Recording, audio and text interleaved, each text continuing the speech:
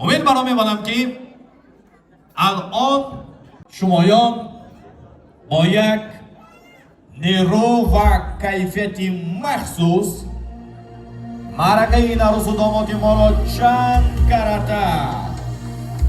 زیباتر، عالی‌تر و جالب‌تر می‌گردانید، چون ما یک مهمان مخصوص داریم. زیری هر سکوی بلندی هر کدام شما